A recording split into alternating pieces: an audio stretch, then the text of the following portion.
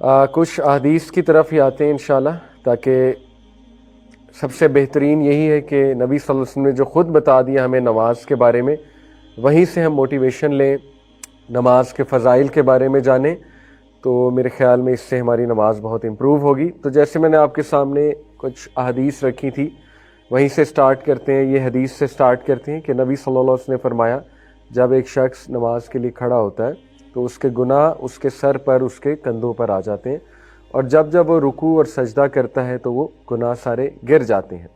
تو یہ ہمارے لیے بہت ہی موٹیویشنل حدیث ہے۔ اسی طرح نبی صلی اللہ علیہ وسلم نے فرمایا کہ اگر لوگوں کو اذان کا اور پہلی صف میں کھڑا ہونے کا ریوارڈ پتہ لگ جائے، اذان دینے کا اور پہلی صف میں کھڑا ہونے کے ریوارڈ، تو وہ کوڑا ڈالیں گے ٹو سیکیور دیز پریویلیجز۔ اور اگر انہیں یہ پتہ لگ جائے کہ نماز اول وقت پہ پڑھنے کا کیا ثواب ہے، اول وقت پہ پڑھنے کا، تو وہ ریس لگائیں گے۔ اور اگر انہیں پتہ لگ جائے کہ عشاء اور فجر کی نماز کا کیا ریوارڈ ہے، تو وہ بھاگ کر آئیں گے، یہاں تک کہ انہیں رینگ کر بھی آنا پڑے تو رینگ کر بھی آئیں گے۔ یعنی اس سے ثابت ہوا کہ بہت زبردست ریوارڈ ہے۔ اسی طرح یہ حدیث نبی صلی اللہ علیہ وسلم کی صحیح مسلم کی حدیث ہے، He who offers the فجر prayer will come under the protection of Allah۔ جو کوئی بھی فجر کی نماز ادا کرے گا، اللہ سبحانہ تعالیٰ کی پروٹیکشن میں آ جائے گا۔ O son of Adam, beware lest Allah should call you to account in any respect from withdrawing his protection۔ دیکھیں، اب ثابت ہوا کہ اگر آپ کو پروٹیکشن چاہیے اس دن میں تو فجر کی نماز اس کے لیے ضروری ہے، ادروائز کوئی ذمہ نہیں ہے اللہ کا کہ آپ کو پروٹیکشن ملے۔ یہ حدیث کا مطلب یہ ہے بیسیکلی۔ اور ویسے بھی آپ دیکھیں نا، فجر کی نماز چھوڑنے کے بہت سے رسک ہیں۔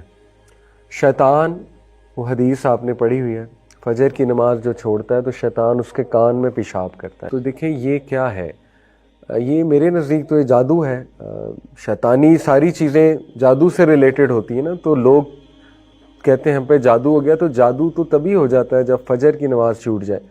جادو اس سینس میں کہ ایک دھوکے میں انسان رہے اور ڈسیپشن میں رہے، کیونکہ شیطانی عمل شروع میں ہی ہو گیا، صبح ہی ہو گیا۔ پھر وہ 3 گرہ باندھتا ہے، اور پہلی گرہ کھل جاتی ہے جب انسان اٹھتا ہے، اللہ کا نام لیتا ہے، دعا پڑھتا ہے۔ دوسری گرہ کھل جاتی ہے جب وہ وضو کرتا ہے۔ تیسری گرہ کھل جاتی ہے جب وہ نماز ادا کر لیتا ہے۔ تو یہ گرہ کیا ہے؟ شیطان کی گرہ بھی ایک قسم کا جادو ہی ہے نا۔ تو بہرحال سوچنے کی بات یہ ہے کہ انسان کہتا ہے میری زندگی ٹھیک نہیں چل رہی، میری زندگی میں برکت نہیں ہے، یا ڈیفیکلٹیز ہیں لائف میں، تو اسے سوچنا چاہیے کہ فجر کی نماز ہی نہیں پڑھ رہا، تو شیطانی عمل تو ہوگا زندگی میں، ٹھیک ہے۔ ہمارے نبی نے تو بہت کلیئر بتا دیا۔ تو فجر کی نماز پروٹیکشن ہے، بہت بڑی پروٹیکشن ہے۔ اور تھرو آؤٹ ہسٹری آپ دیکھیں گے، تھرو آؤٹ ہسٹری جتنی بھی تہذیب آپ کو تہذیبیں ملیں گی، سویلائزیشنز ملیں گی، ان میں صبح میں اٹھنا اور صبح میں اٹھ کے کوئی اسپرچول ایکٹیویٹی کرنا، ایون یوگا کرنا، یہ تو آپ کو ہر طبقے میں ملے گا، ہر اس انسان کی روٹین میں ملے گا جو عقل مند ہے۔ تو یہ مسلمانوں کو بھی سوچنا چاہیے کہ ہمیں تو سب سے بیسٹ اسپرچول ایکٹیویٹی ملی ہے صبح کے ٹائم پہ، اور وہ نماز ہے، فجر کی نماز۔ تو اس کو چھوڑنا یہ بہت گھاٹے کا سودا ہے، بہت گھاٹے کا سودا ہے۔ اور بہت فیئرز ہوتے ہیں لوگوں کے، طرح طرح کے فیئرز ہوتے ہیں، ٹھیک ہے، کہ میری نیند خراب ہو جائے گی، اور اگر میں اٹھ گیا تو میرے سر میں درد ہونا شروع ہو جائے گا اگر میری نیند نہ پوری ہوئی، یا مجھے فلو ہو جائے گا وغیرہ وغیرہ۔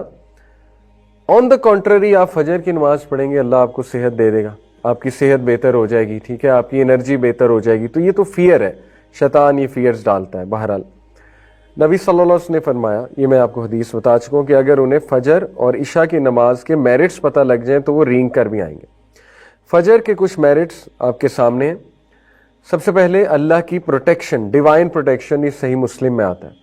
نمبر 2، فجر کی جو تلاوت ہے، نماز کی تلاوت، وہ فرشتے وٹنس کرتے ہیں۔ فجر کی نماز کی تلاوت فرشتے وٹنس کرتے ہیں، تو یہ بہت خوبصورت بات۔ فرشتے آپ کو کھڑا وٹنس کرتے ہیں، آپ کا نام بتاتے ہیں اللہ سبحانہ تعالیٰ کو جا کر واپس، ٹھیک ہے، کہ یہ شخص آیا تھا۔ حدیث میں آتا ہے کہ جب انسان فوت ہوگا اور اس کی روح کو اوپر لے جایا جا رہا ہوگا، فرشتے آئیں گے، اس کی روح کو اوپر لے کر جائیں گے، اگر تو نیک روح ہے، ٹھیک ہے، تو فرشتے بڑی خوبصورت شکلوں میں آئیں گے اور سفید لباس پہنا ہوگا، اس کی روح کو پہلے آسمان پہ، دوسرے آسمان پہ، 7 آسمان تک لے جائیں گے۔ ہر آسمان پہ کھڑے فرشتے اس کو سلام کریں گے اس کا نام لے کر. اب اسکالرز یہ کہتے ہیں کہ نام کیسے پتہ ہے فرشتوں کو؟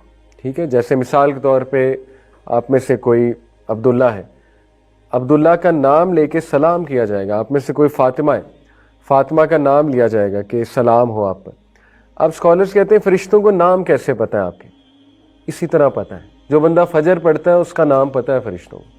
جو بندہ نیک اعمال کر رہا ہے تو فرشتے لے جاتے ہیں نا اس کے عمل اللہ کی طرف. منڈے اور تھرسڈیز کو حدیث میں آتا ہے. تو فرشتوں کو پتہ ہے یہ بندہ کون ہے، کیونکہ عمل پہ نیم ٹیگ لکھا ہوتا ہے.